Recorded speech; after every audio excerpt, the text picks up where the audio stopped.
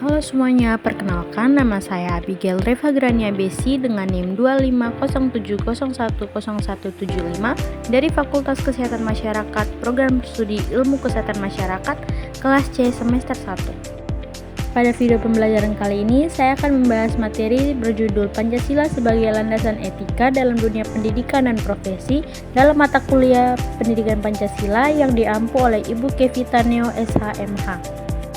Apa itu etika? Etika adalah ilmu yang mempelajari tentang baik dan buruk serta bagaimana seseorang seharusnya bertindak dalam berbagai situasi. Etika berfungsi sebagai pedoman dalam menjaga integritas, kejujuran, dan profesionalisme. Dalam konteks Indonesia, etika tidak berdiri sendiri, tetapi bersumber dari nilai-nilai Pancasila. Pancasila menjadi dasar moral yang mengarahkan cara berpikir, bersikap, dan mengambil keputusan. Setiap sila memberikan nilai etika yang memandu perilaku kita, baik sebagai mahasiswa maupun sebagai calon tenaga profesional agar tetap sesuai dengan karakter dan jati diri bangsa. Penerapan Pancasila sebagai landasan etika terlihat pada setiap sila Pancasila.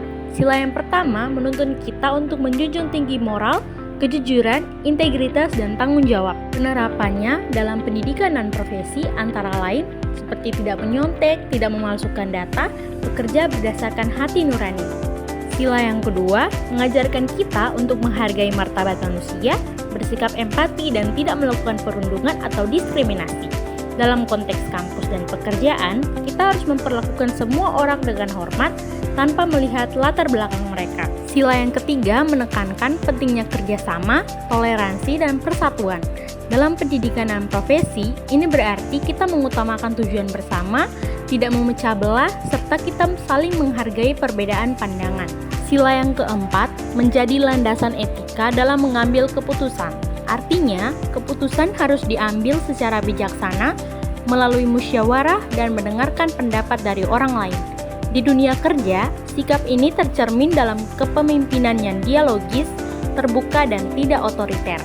Sila yang terakhir yaitu sila kelima menuntut kita untuk bersikap adil, objektif, dan profesional. Di dalam dunia pendidikan, contohnya seperti kita tidak pilih kasih terhadap siswa atau teman-teman kita.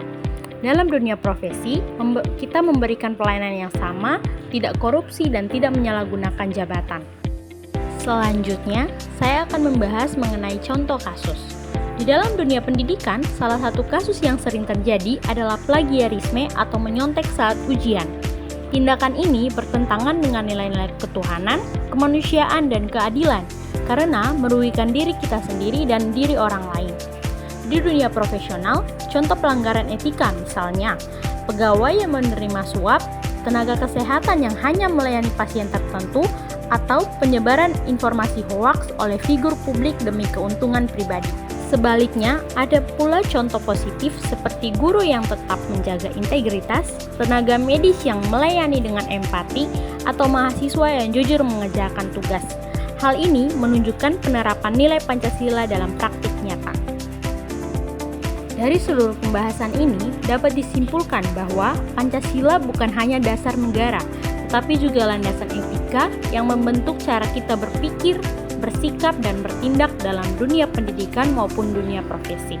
Setiap sila memiliki nilai moral yang saling melengkapi, mulai dari kejujuran, empati, kerjasama, kebijaksanaan dalam mengambil keputusan, hingga profesionalisme dan keadilan sosial.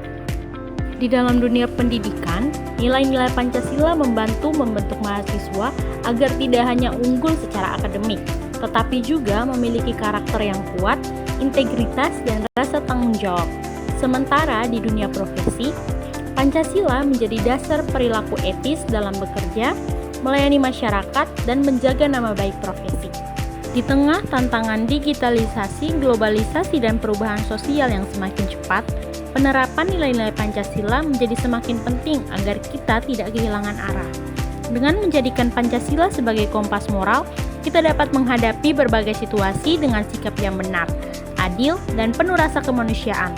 Sebagai generasi muda, kita memiliki peran penting dalam meneladankan nilai-nilai Pancasila dalam kehidupan sehari-hari. Dengan mengamalkan nilai-nilai tersebut, kita bukan hanya menjadi pribadi yang berkarakter dan beretika, tetapi kita juga turut membangun lingkungan pendidikan serta dunia kerja yang lebih harmonis, profesional, dan bermartabat. Sekian penjelasan yang dapat saya sampaikan. Semoga bisa dimengerti dan terima kasih telah menonton video ini.